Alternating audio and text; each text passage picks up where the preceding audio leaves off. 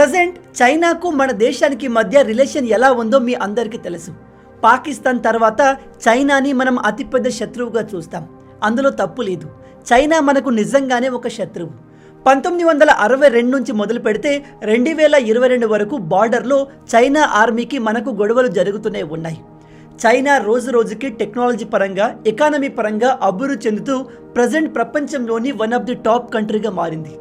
మనం మాత్రం స్వాతంత్రం వచ్చి 76 సంవత్సరాలు దాటినా ఇంకా అభివృద్ధి చెందుతున్న దేశంగానే మిగిలిపోయాం. చైనా ఇంత వేగంగా ఎలా డెవలప్ అయింది, మన ఇండియా ఎందుకు ఇంకా బీదరికంతో సతమతమవుతుంది అనే దానికి అనేక రీజన్స్ ఉన్నాయి.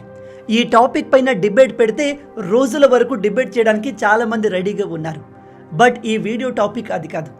విషయం ఏమిటంటే రీసెంట్గా మన దేశ national security adviser Ajit Doval గారు చైనాకు వెళ్ళారు. 5 సంవత్సరాల తర్వాత ఇలా మొదటిసారిగా జరిగింది. అయితే అజిత్ దోవల్ గారు మన శత్రు దేశమైన చైనాకు ఎందుకు వెళ్ళారు, అక్కడ ఆయన ఏ విషయాల గురించి డిస్కస్ చేశారు? జనరల్గా చైనాకు పడని దేశాల లీడర్స్ అక్కడికి వెళ్తే చైనా అఫీషియల్స్ వాళ్ళను అవమానించే విధంగా బిహేవ్ చేస్తారు. మరి మన అజిత్ దోవల్ గారితో చైనా అఫీషియల్స్ ఎలా బిహేవ్ చేశారు? ఈ విషయాల్ని మనం ఈ వీడియోలో డీటెయిల్గా తెలుసుకునే ప్రయత్నం చేద్దాం. కానీ ఎప్పటిలాగే వీడియోలోకి వెళ్లే ముందు మీ అందరికీ ఒక చిన్న ప్రశ్న. రీసెంట్గా ఒక లెజెండరీ క్రికెటర్ ఇంటర్నేషనల్ క్రికెట్ నుంచి రిటైర్మెంట్ తీసుకున్నారు. అతని పేరేంటి? Number 1 Ravichandran Ashwin, number 2 Ravindra Jadeja, number 3 Virat Kohli, number 4 Patrick Cummins. మీ ఆన్సర్ని కింద కామెంట్లో చెప్పండి. చూద్దాం మీలో ఎంతమంది కరెక్ట్గా ఆన్సర్ చెప్తారు అనేది. దానికి రైట్ ఆన్సర్ నేను వీడియో ఎండ్లో చెప్తాను. కాబట్టి వీడియోని ఏమాత్రం స్కిప్ చేయకుండా పూర్తిగా చూసి అన్ని విషయాలు తెలుసుకోండి.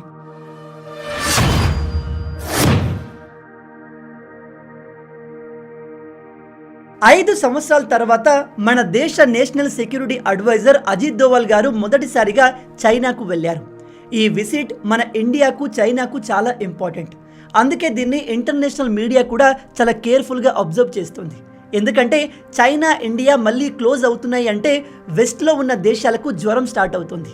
ఎందుకంటే చైనా ఇండియా మధ్య గొడవలు ఉంటేనే వెస్టర్న్ దేశాలకు, ఎస్పెషల్లీ అమెరికాకు లాభం చేకూరుతుంది. అయితే అజిత్ దోవల్ గారిని చైనాలో గ్రాండ్గా వెల్కమ్ ఇచ్చారు. అజిత్ దోవల్ గారిని స్వయంగా చైనా వైస్ ప్రెసిడెంట్ ప్రోటోకాల్ని బ్రేక్ చేసి మరీ మీట్ అయ్యారు. మీరు ఇక్కడ ఆర్టికల్లో చూడొచ్చు. ఇక్కడ కనిపిస్తున్న ఈ వ్యక్తి పేరు హాన్ జెంగ్. ఇతను చైనీస్ వైస్ ప్రెసిడెంట్. ఈయన మన అజిత్ దోవల్ గారితో కలిసి బార్డర్ ఇష్యూస్ గురించి, ఆ ప్రాబ్లమ్ని ఎలా సాల్వ్ చేసుకోవాలనే విషయాలు డిస్కస్ చేశారు. ఈ మీటింగ్ ఎందుకు ఇంపార్టెంట్ అంటే ఈ వ్యక్తి చైనాలోనే సెకండ్ మోస్ట్ పవర్ఫుల్ వ్యక్తి. ఇక్కడ మీలో కొందరికి ఒక డౌట్ రావచ్చు. అదేంటి బ్రదర్, మన నేషనల్ సెక్యూరిటీ అడ్వైజర్ వెళ్ళినప్పటికీ చైనాకు అసలైన బాస్ అయిన షీ జిన్పింగ్ మన అజిత్ దోవల్ గారిని కలవడానికి రాలేదా అంటే రాలేదు. ఏ దేశంలో అయినా ప్రెసిడెంట్ లేదా ప్రైమ్ మినిస్టర్ హోదాలో ఉన్న వ్యక్తి వెళ్ళినప్పుడే ఆ దేశ ప్రెసిడెంట్ కలుస్తారు. అలాగే మన అజిత్ దోవల్ గారు చైనాలోని బీజింగ్కి వెళ్ళినప్పుడు అక్కడ షీ జిన్పింగ్ లేడు. అతను తమ దేశంలో చైనీస్ రూల్ స్టార్ట్ అయి 25 సంవత్సరాలైన సందర్భంగా ఆ వేడుకల్ని జరుపుకోవడానికి మకావు అనే ప్రాంతానికి వెళ్ళాడు. బహుశా ఇతను బీజింగ్లో ఉండి ఉంటే మన అజిత్ దోవల్ గారిని కలిసేవారు కావచ్చు. ఎందుకంటే మన దేశంలో అజిత్ దోవల్ గారు ఎంత ఇంపార్టెంట్ అనేది చైనీస్ గవర్నమెంట్కి బాగా తెలుసు. అలానే ఇక్కడ అజిత్ దోవల్ గారికి అవమానం జరగలేదు. చైనాలోని సెకండ్ మోస్ట్ పవర్ఫుల్ వ్యక్తి వచ్చి మన ఇండియన్ అఫీషియల్ని కలవడం కూడా ఒక గొప్ప విషయమే. ఇక్కడ మీరు ఇంకో విషయాన్ని గుర్తుపెట్టుకోవాలి. ప్రజెంట్ చైనాకు ఇండియాకు మధ్య మంచి రిలేషన్స్ లేవు. అలాంటప్పుడు షీ జిన్పింగ్ మన ఇండియన్ డెలిగేట్స్ని కలుస్తాడు అనుకోవడం కూడా కరెక్ట్ కాదు. కానీ మీరు రష్యా విషయానికి వస్తే రష్యాకు మనకు చాలా క్లోజ్ రిలేషన్స్ ఉన్నాయి. మన దేశం నుంచి అజిత్ దోవల్ గారు వెళ్ళిన, మన దేశ డిఫెన్స్ మినిస్టర్ రాజ్నాథ్ సింగ్ గారు వెళ్ళిన రష్యా ప్రెసిడెంట్ పుతిన్ డైరెక్ట్గా వచ్చి వారిని కలుస్తారు. మనకు రష్యాకు ఉన్న రిలేషన్స్ అంత గొప్పది. ఇక మెయిన్ టాపిక్లోకి వద్దాం. అజిత్ దోవల్ గారు డైరెక్ట్గా చైనా రాజధాని బీజింగ్కి వెళ్ళి అక్కడి టాప్ అఫీషియల్స్ని కలిశారు అంటే ఇకపై నుంచి ఇండియాకు చైనాకు మధ్య రిలేషన్స్ అన్నీ నార్మల్ అయిపోతాయి, మనకు ఉన్న బార్డర్ ఇష్యూస్ అన్నీ తీరిపోతాయా అంటే ఎస్. కొంతవరకు రాబోయే కొన్ని సంవత్సరాల్లో చైనాకు ఇండియాకు మధ్య ఉన్న గొడవలు తగ్గిపోయే అవకాశం ఉంది. కానీ ఇది జరగడానికి ఇండైరెక్ట్గా మేజర్ రీజన్ ఎవరో తెలుసా? అమెరికాకు కొత్తగా ప్రెసిడెంట్గా ఎలక్ట్ అయిన డొనాల్డ్ ట్రంప్. ఈ డొనాల్డ్ ట్రంప్ ఎంతటి విచిత్రమైన వ్యక్తి అంటే ఇతను ఎప్పుడు ఎలా ఉంటాడు, ఎప్పుడు ఏ దేశాన్ని పొగుడుతాడు, ఎప్పుడు ఏ దేశం పైన శాంక్షన్స్ వేస్తాడో అర్థం కాదు. అమెరికాకు డొనాల్డ్ ట్రంప్ ప్రెసిడెంట్ అవ్వడం చైనాకు అస్సలు ఇష్టం లేదు. డొనాల్డ్ ట్రంప్ గెలిచాడు అనే విషయం తెలిసినప్పటి నుంచి చైనాలో ఒక రకమైన కన్ఫ్యూజన్ స్టార్ట్ అయింది.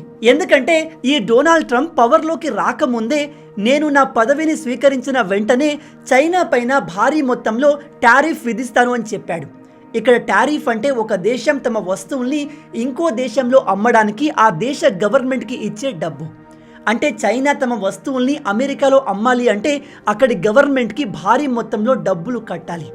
అలా ఎందుకంటే ట్రంప్ ప్రకారం చైనా అమెరికాకు మధ్య జరిగే ట్రేడ్లో చైనాకు భారీ లాభం జరుగుతుంది, అమెరికాకు మాత్రం నష్టం జరుగుతుంది. ఎందుకంటే అమెరికా ఎక్కువ వస్తువుల్ని చైనాకు అమ్మలేకపోతుంది, కానీ చైనా మాత్రం వందల వేల కోట్ల వస్తువుల్ని అమెరికాలో అమ్మేసి బిలియన్స్ ఆఫ్ డాలర్స్ సంపాదిస్తుంది. అండ్ ఈ చైనా అమెరికా నుంచి సంపాదించిన ఈ డబ్బుని ఆ దేశాన్ని డామినేట్ చేయడానికే ఉపయోగిస్తుంది. అందుకే ట్రంప్ ఈ డిసిషన్ తీసుకున్నాడు. అలాగే రీసెంట్గా డొనాల్డ్ ట్రంప్ చైనా ప్రెసిడెంట్ అయిన షీ జిన్పింగ్ని తన ప్రమాణ స్వీకారానికి ఇన్వైట్ చేశాడు. కానీ చైనా మాత్రం ఈ ఇన్విటేషన్ని సాఫ్ట్గా రిజెక్ట్ చేసింది. అమెరికన్ మీడియా దీనిపైన డొనాల్డ్ ట్రంప్ని మీరు ఈ చైనా ప్రెసిడెంట్ని మీ ప్రమాణ స్వీకారానికి ఎందుకు పిలిచారని అడిగితే మనోడు ఏమని సమాధానం ఇచ్చాడో తెలుసా? చైనా ప్రెసిడెంట్ సాధారణ వ్యక్తి కాదు, వెరీ పవర్ఫుల్ పర్సన్, బిలియన్ పీపుల్స్ని లీడ్ చేస్తున్న పర్సన్ని మనం అండర్ ఎస్టిమేట్ చేయకూడదు అని చెప్పాడు.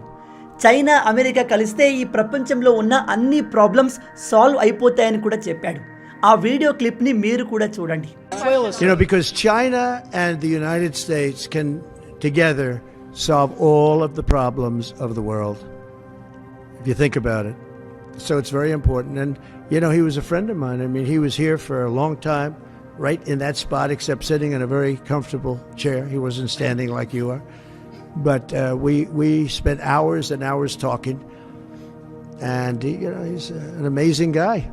Have you spoken to Venezuela? The press hates when I say that, but he's an amazing person. Have you spoken to anyone in Venezuela, sir? On the border. చూశారా, మన Trump తాత మాటలు చేతలు complete డిఫరెంట్గా ఉంటాయి. ఒకవైపు ఇతను షీ జిన్పింగ్ని మిత్రుడు, ఒక మంచి లీడర్ అని చెప్తూనే మరోవైపు చైనా పైన 60% కంటే ఎక్కువగా టారిఫ్ విధిస్తాను అని చెప్తున్నాడు. అందుకే నేను మీకు స్టార్టింగ్లో చెప్పాను, ట్రంప్ ఒక విచిత్రమైన వ్యక్తి అని. ఈ కారణాల వల్లే ట్రంప్ని మన ఇండియా కూడా అంత ఈజీగా నమ్మట్లేదు. ఎందుకంటే అమెరికా ఇండియా ట్రేడ్లో కూడా ఇండియాకే బెనిఫిట్ అవుతుంది. మనమే అమెరికా నుంచి ఎక్కువగా సంపాదిస్తున్నాము. ప్రజెంట్ అయితే అమెరికా అండ్ డొనాల్డ్ ట్రంప్ ఇండియాను పాజిటివ్గా చూస్తున్నారు అండ్ మన అవసరం వాళ్ళకు బాగా ఉంది. కానీ రేపు మనోడి బ్రెయిన్లో ఏదైనా పురుగు తిరిగి ఇండియా వల్ల కూడా మనకు బిజినెస్లో లాస్ జరుగుతుంది, ఇండియా పైన కూడా భారీగా టారిఫ్ వేయండి అని డిసైడ్ అయ్యాడే అనుకోండి, అది మన ఎకానమీ మొత్తాన్ని కుదిపేస్తుంది. ఇక్కడ చైనాకు ఒక విషయం బాగా అర్థమైంది, అమెరికాకు డొనాల్డ్ ట్రంప్ ప్రెసిడెంట్గా ఉన్నన్ని రోజులు వాళ్ళకు ఇబ్బందులు తప్పవు అని. అందుకే చైనా ఈ ట్రంప్ను ట్యాకిల్ చేయాలి అంటే ఇండియాతో గొడవ పడితే కుదరదు, ఇండియాతో చేతులు కలిపి మెల్లగా ఈ విషయం పైన వర్క్ చేయాలి అని డిసైడ్ అయినట్టుగా కనిపిస్తుంది. అందుకే చైనా అనేక విధాలుగా మన ఇండియాతో క్లోజ్ అయ్యే ప్రయత్నం చేసింది. అందులో భాగంగానే మన అజిత్ దోవల్ గారిని డైరెక్ట్గా ఆ దేశ వైస్ ప్రెసిడెంట్ కలవడానికి వచ్చారు. ఇప్పుడు మీలో కొంతమంది అనొచ్చు, అయితే బ్రదర్ ఇకపై నుంచి చైనా ఇండియా మధ్య బార్డర్ ఇష్యూస్ ఉండవా అంటే దానిపైన ఇంకా క్లారిటీ రాలేదు. ప్రజెంట్ అయితే మన ఇండియన్ బార్డర్స్లో చైనా సైనికులు ఉన్నారు, మన ఇండియన్ ఆర్మీ కూడా హై అలర్ట్లో ఉంది. చైనా అండ్ ఇండియా ఇవి రెండు ప్రపంచంలోని పవర్ఫుల్ టాప్ 5 కంట్రీస్లో ఉంటాయి. అఫ్కోర్స్ చైనా మనకంటే చాలా పవర్ఫుల్, బట్ మనం కూడా తక్కువేమీ కాదు. ఒక విషయం బాగా గుర్తుపెట్టుకోండి, ఒక కంట్రీ ఎంత పవర్ఫుల్ అయినప్పటికీ ఇంకో పవర్ఫుల్ కంట్రీతో యుద్ధానికి వస్తే నష్టం ఇద్దరికీ జరుగుతుంది. రెండు దేశాల ఎకానమీస్ డిస్ట్రాయ్ అయిపోతాయి, మిగతా కంట్రీలు వీటిని ఈజీగా దాటేస్తాయి. అందుకే ఈ కాలంలో చాలా దేశాలు యుద్ధానికి దూరంగా ఉండాలనుకుంటాయి, ఎక్సెప్ట్ ఈ మిడిల్ ఈస్ట్ దేశాలు. ఈ మిడిల్ ఈస్ట్ ఇస్లామిక్ కంట్రీస్లో జరిగే గొడవలకి కంప్లీట్ డిఫరెంట్ రీజన్స్ ఉంటాయి.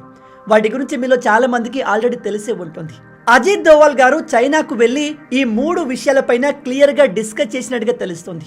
ఒకటి, కైలాస్ మానస్ సరోవర్ యాత్ర గురించి మీ అందరికీ తెలిసే ఉంటుంది.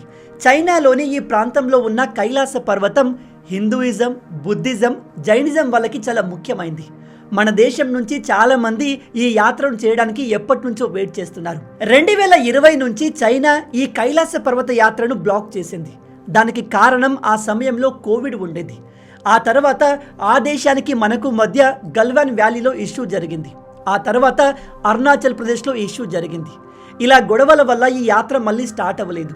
బహుశా ఇప్పుడు దీనిపైన చైనా ఆలోచించి ఈ రూట్స్ని ఓపెన్ చేసే అవకాశం ఉంది. ఇక రెండవది ట్రాన్స్ బార్డర్ రివర్ కోఆపరేషన్ గురించి డిస్కషన్ జరిగాయి. ఈ అగ్రిమెంట్ ఏంటంటే ఈ రెండు దేశాల మధ్య ప్రవహించే నదులకు సంబంధించిన డేటాని ఇరు దేశాలు ఒకరినొకరు షేర్ చేసుకోవాలి. చైనా నుంచి వచ్చే డేటా మనకు చాలా ఇంపార్టెంట్. ఎందుకంటే నదులు చైనా నుంచి కిందకు ప్రవహించి మన దేశంలోకి ఎంటర్ అవుతాయి. ఈ నదుల గురించి డేటా మన దగ్గర ఉంటే భవిష్యత్తులో వచ్చే ఫ్లడ్స్ని మనం ట్యాకిల్ చేయడం ఈజీ అవుతుంది. ఇక చివరగా ఇండియా చైనాకు మధ్య ఉన్న నతులా బార్డర్ మళ్ళీ ఓపెన్ అయ్యే అవకాశం ఉంది. చైనాకు ఇండియాకు మధ్య ట్రేడ్ అనేది ఈ బార్డర్ ద్వారా జరిగేది. కానీ రెండు దేశాల మధ్య గొడవలు రావడంతో దీన్ని క్లోజ్ చేశారు. ఇప్పుడు ఇది మళ్ళీ ఓపెన్ అయ్యే అవకాశం ఉంది.